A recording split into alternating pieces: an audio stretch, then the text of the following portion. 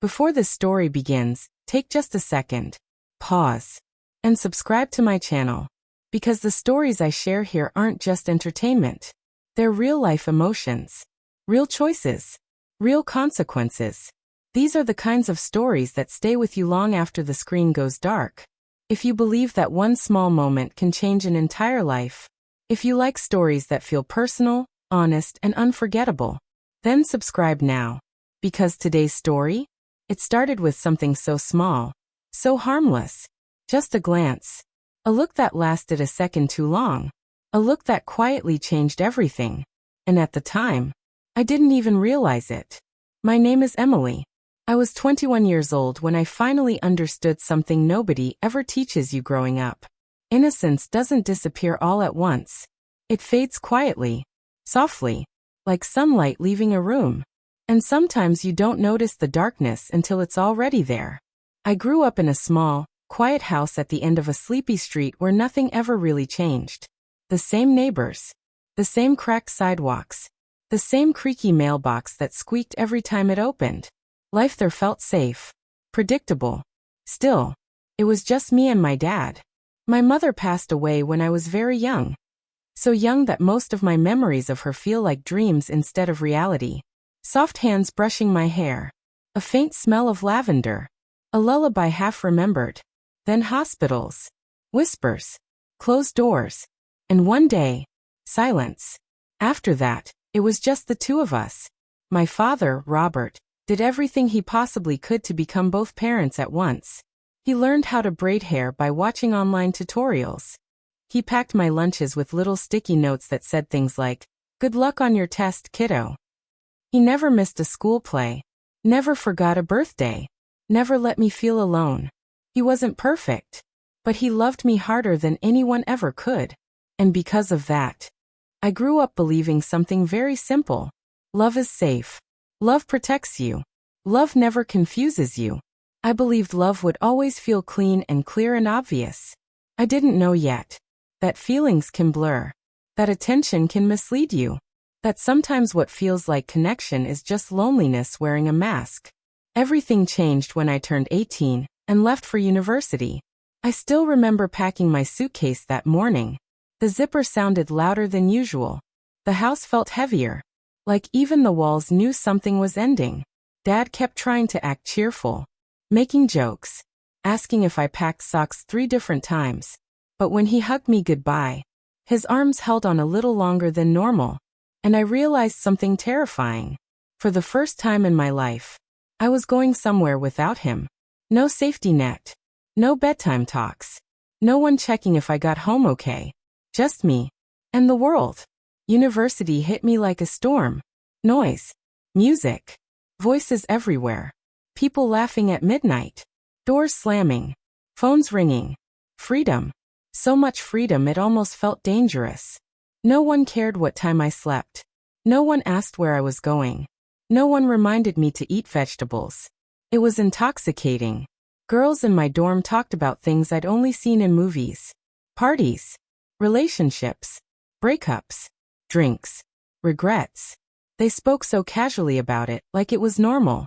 Like everyone already knew how life worked except me. At first, I stayed quiet.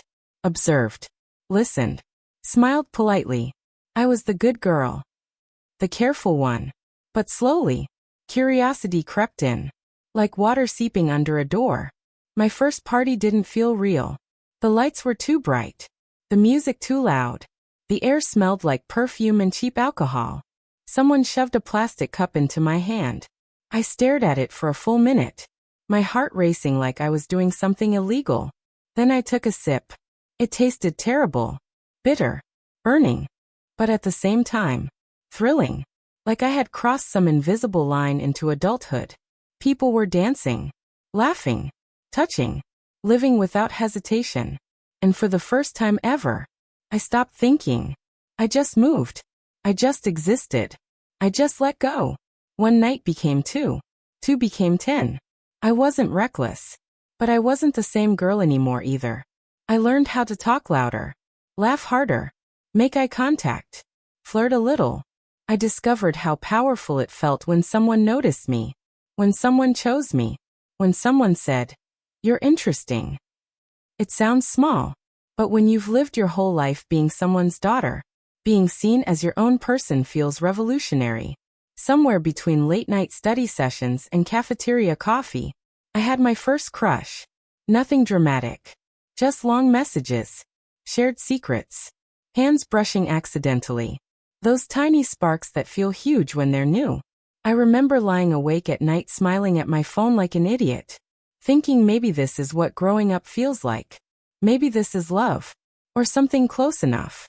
By the end of the year, I wasn't shy anymore. I wasn't scared. I had changed. Stronger. More confident. More alive.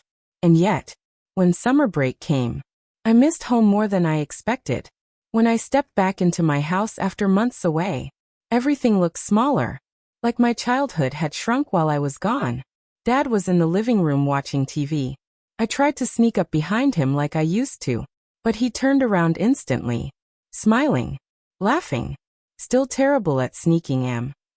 And just like that, I felt 12 years old again. Dinner smelled the same. The couch felt the same. Even the clock ticked the same. Comforting. Safe. Familiar. But something inside me had shifted. Like I didn't fully fit here anymore. Like I had outgrown a sweater I used to love. A few days later, Daniel stopped by. Daniel had always been around growing up. Dad's coworker. Family friend. The guy who helped fix the sink. The guy who came to barbecues. Background noise. That's all he ever was. Just there. But this time, when he walked through the door, something felt different. Maybe it was because I wasn't a kid anymore. Maybe it was because I had changed. Or maybe it was just the way he looked at me.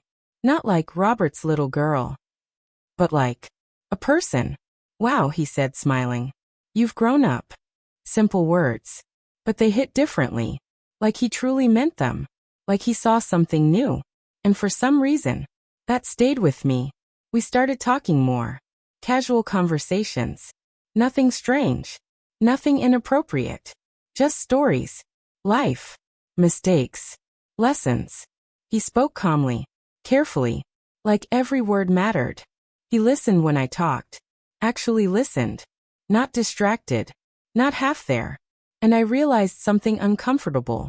I liked that feeling. Being heard. Being understood. Being taken seriously.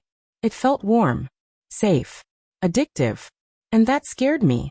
Because connection can blur lines if you're not careful. And I didn't want to cross any lines. Not with him. Not with anyone connected to my father. So I kept telling myself, "It's nothing. You're imagining it. It's just conversation." But late at night, my brain replayed every moment. Every smile. Every pause. Every look that lasted half a second too long. And guilt started creeping in. Quiet. Persistent. Heavy. One evening, he stood to leave and said something I'll never forget. "Emily, you're at a turning point in your life. Be careful with the choices you make right now.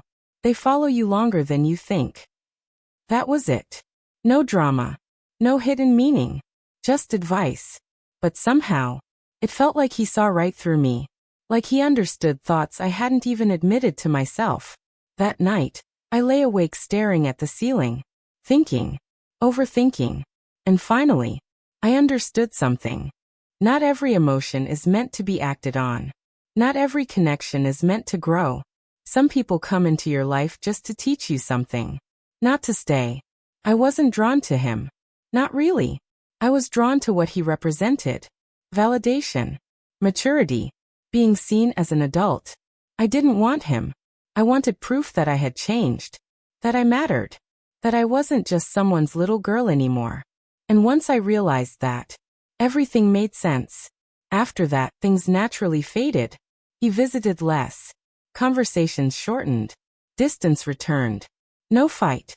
No heartbreak. Just clarity. And honestly, relief.